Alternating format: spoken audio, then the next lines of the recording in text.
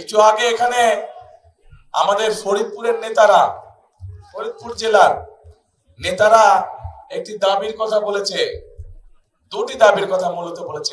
এক, এই ফরিদপুর শহরে সিটি কর্পোরেশন করা, এবং দুই, ফরিদপুরকে বিভাগ করা। তাই তো নাকি? এটাই তো শুনলাম নাকি? ঠিক শুনছি? আচ্ছা, তাহলে আজকের এই নির্বাচনী জনসভায় আপনাদের সকলের সামনে আমি এতটুকু বলতে চাই, ইনশাল্লাহ বিএনপি সরকার গঠন করলে আগামীতে ধানের আগামী 12 তারিখে নির্বাচনে জয়যুক্ত হলে পরে বিভাগ গঠন করলে যদি এলাকার মানুষের উপকার হয়, বিভাগ গঠন করলে যদি মানুষের সমস্যার সমাধান হয়, তাহলে ইনশাল্লাহ জনগণের সেই দাবি বিএনপি পূরণ করবে। প্রিয় ভাই বোনেরা, অনেক সমস্যার কথা আমরা শুনেছি। এই সমস্যাগুলো আমি ভেবেছিলাম যে এত সমস্যা নেই, কারণ দীর্ঘ 17 বছর আমি দেশে থাকতে পারিনি। আমরা দূর থেকে শুনেছি প্রত্যেক এলাকায় বলে অনেক উন্নয়ন হয়েছে, কিন্তু যদি উন্নয়ন হয়েই থাকে তাহলে প্রার্থীরা কেন এত সমস্যার কথা বলল? তার মানে কি উন্নয়নের ফাঁকা বলি ছিল এতদিন? তাহলে প্রিয় ভাই বোনেরা, এখন সময় এসেছে আপনারা যে অধিকার ফিরে পেয়েছেন, যে অধিকার আপনাদের কাছ থেকে গত 1 যুগেরও বেশি সময় ধরে কেড়ে নেওয়া হয়েছিল, সেই অধিকার বাংলাদেশের মানুষ ফিরে পেয়েছে। এবং সেই অধিকার আদায় করার মাধ্যমে, অর্থাৎ আগামী 12 তারিখে বাংলাদেশের মানুষ তাদের সেই উদ্ধারকৃত অধিকার প্রয়োগ করার মাধ্যমে দেশের মানুষ দেশের অধিকার ফিরে পাবে। কারণ আমরা যারা বিএনপি করি, আমরা বিশ্বাস করি যে এই দেশের বিএনপির সকল ক্ষমতার উৎস কারা? জনগণ হচ্ছে সকল ক্ষমতার উৎস, এবং এই দেশের প্রকৃত মালিক হচ্ছে জনগণ। কাজেই যখন দেশে জনগণের কাছে জবাবদিহিমূলক একটি সরকার থাকবে, জনগণের কাছে জবাবদিহি করতে বাধ্য একটি সরকার থাকবে, তখনই একমাত্র সম্ভব দেশের এলাকার মানুষের সমস্যার সমাধান করা, তখনই একমাত্র সম্ভব দেশকে সামনের দিকে এগিয়ে নিয়ে যাওয়া।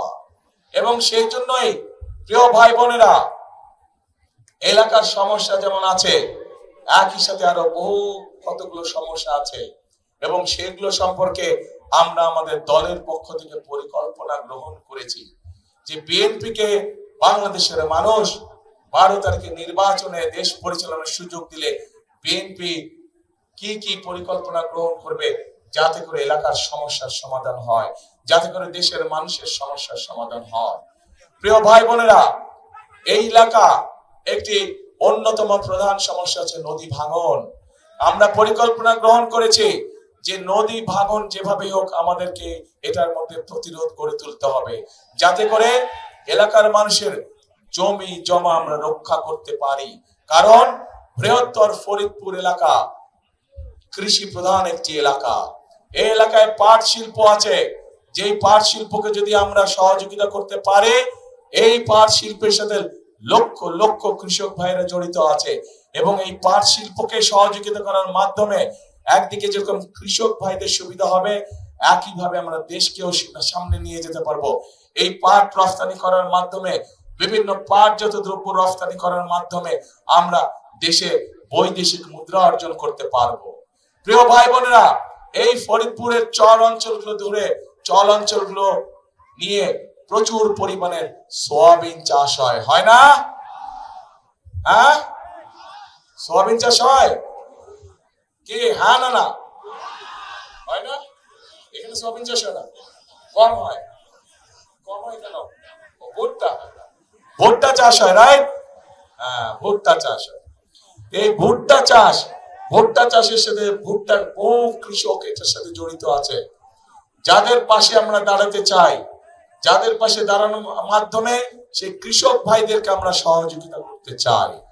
এবং সে কারণে প্রিয় ভাই বোনেরা, আমরা সিদ্ধান্ত গ্রহণ করেছি যে বাংলাদেশে সকল কৃষক ভাইদেরকে আমরা একটি কৃষক কার্ড দিতে চাই, যে কৃষক কার্ডের মাধ্যমে আমরা কৃষক ভাইদের কাছে যেই কৃষিজাত পণ্য উৎপাদন করে তার কাছে আমরা সেই ফসলের বীজ, সার, কীটনাশক, ওষুধ আমরা পৌঁছে দিতে চাই।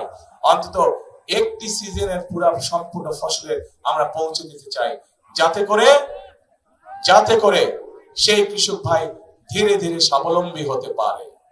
প্রিয় ভাই বোনেরা, এই এলাকার বহু যুবক তরুণ আছে যারা শিক্ষার আলোয় আলোকিত, কিন্তু তাদের একটি সমস্যা আছে যে বহু মানুষের কাছে কর্মসংস্থান নেই।